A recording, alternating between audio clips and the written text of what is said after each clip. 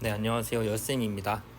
오늘은 대구 능인고등학교 공통수학 1 1학년 기말고사 분석 영상을 올리도록 하겠습니다. 네, 시험 범위와 총평, 그 다음에 문항 분석, 학습 전략 순으로 콘텐츠를 진행을 하도록 하겠습니다. 네, 시험 범위입니다. 능인고는 교과서가 비상 교과서죠. 그 다음에 부교재는 EBS 올림포스 유형편 공통수학 1입니다. 그래서 시험 범위는 부등식부터 행렬까지고요. 여기 자료에는 수정이 안 되었네요. 부등식부터 행렬까지고요. 시험 날짜는 7월 1일에 기말고사 첫날에 시험을 치러졌습니다. 총평으로는 객관식 15문항, 단답형 3문항, 서술형 3문항 이렇게 이제 이루어졌고요. 그다음 단답형의 경우에는 보통 이제 상위권 변별을 단답형으로 많이 이제 진행을 하셨는데요. 중간고사 때도. 근데 중간고사 단답형 문제보다는 난이도가 낮았고요. 반대로 서술형의 경우에는 중간고사 서술형 문제는 다소 쉬운 편이었는데 요번 서술형은 그것보다는 조금 어려웠다. 이렇게 이제 볼 수가 있겠습니다. 하지만 평균적으로는 전반적으로는 난이도가 평이했고요. 그리고 중간고사 때는 교과서의 연계율이 조금 낮았고 부교재의 연계율이 높았는데 이번 기말고사에는 중간고사 때보다 교과서의 연계율이 높아졌습니다. 하지만 그럼에도 불구하고 부교재 연계율이 높은 편이었고요.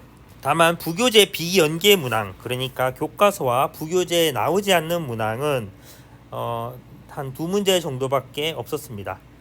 네, 그래서 사실은 교과서랑 부교재만 제대로 공부를 했어도 충분히 좋은 점수를 얻을 수 있었던 시험이었다. 이렇게 말씀드릴 수가 있을 것 같습니다. 네, 그다음 문항 분석을 하는데요. 교과서가 연계가 많이 되었기 때문에 교과서가 어디서 연계되었는지를 좀 보면요. 이제 1번부터 7번까지가 일단 이렇게 있고요. 요 앞에는 좀 문제가 쉬우니까 넘어가겠습니다. 그리고 9번부터 서답형 6번까지 이렇게 쭉 연계가 되었음을 알 수가 있습니다. 굉장히 연계가 많이 되었죠. 자, 그 다음에 이제 각 문항을 좀 구체적으로 보면요.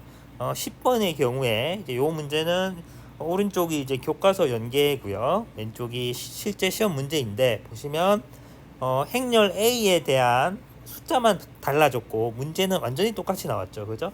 교과서만 제대로 봤다면 쉽게 풀 수가 있었던 그런 시험이었습니다. 12번이고요. 자, 이것도 완전히 똑같이 나왔죠. 그죠? 그래서 충분히 대비할 수가 있었고요. 다음 14번. 이것도 오른쪽은 이제 1명, 2명, 3명인데 왼쪽 시험 문제는 1명, 2명, 4명으로 그냥 숫자만 바꿔서 문제가 출제가 되었는데 이것도 교과서 문제를 꼼꼼하게 본 학생들은 충분히 맞힐 수가 있었던 문제였습니다. 자, 다음은 서답형 6번인데요. 오른쪽을 보시면 5개의 영역을 5가지 이하의 색으로 칠한다고 되어 있는데 시험 문제에서는 6개의 영역을 5개의 색으로 칠한다 이렇게 이제 되어 있고 또한 구체적으로 C와 E의 색이 같지 않도록 색을 칠하는 경우라고 했기 때문에 요거는 상당히 쉽게 문제를 출제를 하셨습니다.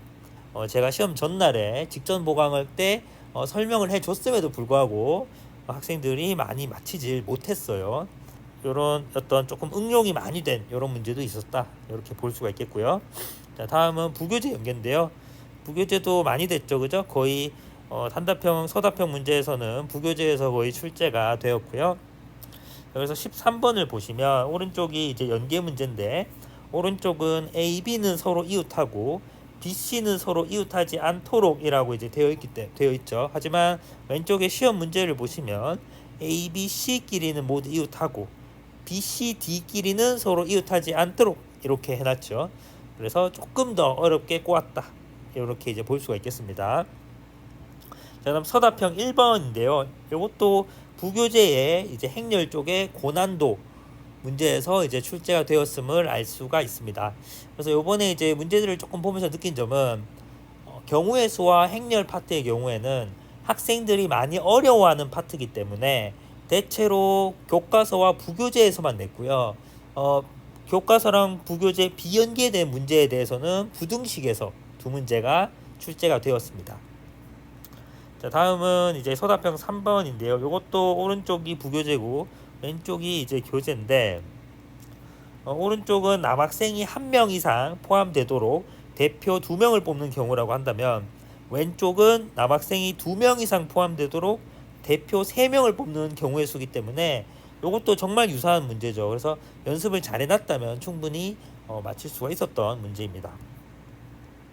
자, 다음 서답형 4번인데요. 이거 학생들이 이 연계 문제를 제가 학생들한테 많이 풀렸을 때 굉장히 질문을 많이 하던 문제였어요. 그래서 학생들이 y는 ix랑 y는 마이너스 jx의 서로 다른 교점의 개수라고 했을 때 이게 합해지는 것이냐 아니면은 뭐 따로따로 계산해야 되는 것이냐 이런 것들을 굉장히 많이 물어봤기 때문에 만약에 부교재를 제대로 안 풀고 들어갔다면 이것도 시험 문제에서 굉장히 많이 어려웠을 그런 문제입니다. 하지만 저희 학생들은 제가 부교재를 굉장히 강조해서 문제를 많이 알려줬기 때문에 잘 맞출 수가 있었습니다. 네, 다음은 외부 문항이고요. 15번의 경우에는 2018년 3월 고2 29번 문제를 이제 유사 문제로 이제 출제를 하였습니다. 고등학교 1학년 기말고사인데 고2 모의고사 문제를 출제해도 괜찮은가요? 고2 3월 모의고사 문제는 고등학교 1학년 범위에서 문제가 출제되기 때문에 시험 범위에 해당하면은 이제 상관이 없습니다. 그 다음에 서답형 2번의 경우에는 외부 문제를 출제하였는데 요거 문제를 보시면 아시겠지만 중학교 2학년 3학년 되는 학생들도 센이나 요런 교과서에서 굉장히 많이 볼 수 있는 유형의 문제입니다. 그래서 외부 문제라고는 하지만 굉장히 쉽게 풀 수 있는 문제이기 때문에 부등식 문제로서 쉽게 풀 수 있기 때문에 서답형 2번 때문에 점수가 안 나왔다, 너무 어려웠다, 서답형 2번이 너무 어려웠다 이런 이야기는 아마 학생들도 하지 않을 겁니다. 그래서 15번을 잠깐 보겠습니다. 네, 자 오른쪽이 이제 연계 문제고요. 여기에 실제 이제 2018년 29번 문제고요. 29번 문제니까 상당히 조금 어려운 그런 문제였겠죠. 근데 요거를 왼쪽에 이제 시험 문제를 보시면 조금 쉽게 절대값 기호도 사용하지 않고 그냥 mx 플러스 2라는 직선의 방정식을 활용해서 부등식을 판단하게끔 그렇게 이제 문제를 출제를 하셨습니다. 그래서 이것도 2차 함수와 이제 직선 사이의 관계를 제대로 이해하고 있는 학생이라면 충분히 풀 수 있었던 그런 문제라고 볼 수가 있겠습니다. 그래서 결론적으로는 교과서랑 부교재를 제대로 빨리 풀고 그 유사 문제를 제대로 풀고 시간이 남았다면 15번 문제를 충분히 이제 풀었다면 100점도 어렵지 않은 그런 시험이었다고 볼 수가 있겠습니다. 네, 그다음 학습 전략입니다. 자, 80점이 목표인 학생들은 교과서와 부교재를 반복해서 풀어서 유사 문제를 맞출 수 있도록 그렇게 해야 되겠습니다.